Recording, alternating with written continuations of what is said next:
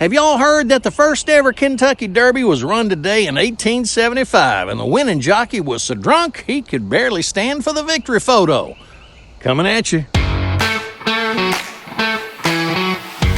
Well, folks, on this day 150 years ago, the very first Kentucky Derby galloped into history at Churchill Downs. The winner was a little colt named Aristides. It was ridden by a jockey named Oliver Lewis. But here's the kicker. According to racing historians, many jockeys back then downed whiskey before races to calm their nerves. Lewis was apparently so drunk that after winning, he needed help standing up for the victory photo. Talk about Southern spirits. Well, you know, the Derby hadn't changed much. It's still all about big old hats, mint juleps, and horses running really fast for about 2 minutes. Some call it the most exciting 2 minutes in sports, which coincidentally is what my wife calls my attempts at dancing. Hey y'all, today is National Hoagie Day. Yeah, I know what y'all are thinking. That ain't Southern food. But just hold on to your horses right there. The submarine sandwich has a cousin down south called the po' boy. Yep, born in New Orleans during a 1929 streetcar strike.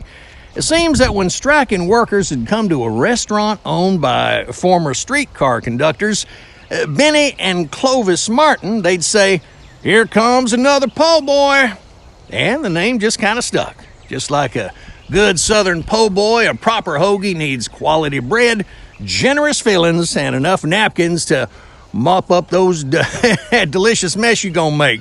So whether you call it a hoagie, a po' boy, a sub, or a grinder, today's the day to celebrate this handheld miracle. Hey, since today is Cinco de Mayo, let's talk about David and Goliath, the original underdog story. Just like the Mexican army was outnumbered at the Battle of Puebla in 1862, but still defeated the French, young David faced impossible odds against this giant named Goliath. Now, the Bible tells us in 1 Samuel chapter 17 that Goliath was over 9 feet tall.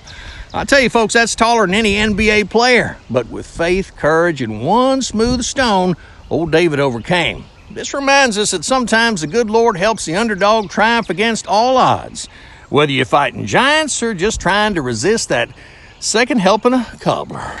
Hey, y'all, Memorial Day's coming up faster than a raccoon chasing a chicken. This year it falls on May 26th. That's just 3 weeks from now. According to the Barbecue Institute of America, which I just made up, by the way, Memorial Day kicks off the official grilling season with Americans cooking up over 800 million pounds of chicken and 190 million pounds of beef. Why don't scientists barbecue, you ask? Well, they're afraid of creating too many compound fractures. And remember, nothing says honoring our veterans like struggling to assemble that new grill while your family watches and offers helpful advice.